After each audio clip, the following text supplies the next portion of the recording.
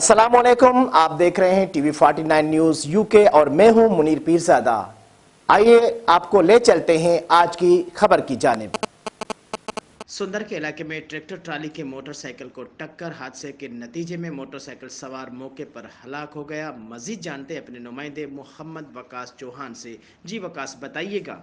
जी बिल्कुल, ये अफसोसनाक वाक़या सुंदर के इलाके में पेश आया है। बताया जा रहा है कि मांगा मंडी के नवाही सुंदर के इलाके में ट्रैक्टर ट्राली की मोटरसाइकिल को टक्कर हुई है। हादसे के नतीजे में मोटरसाइकिल सवार मौका पर जान की बाजी हार गया है।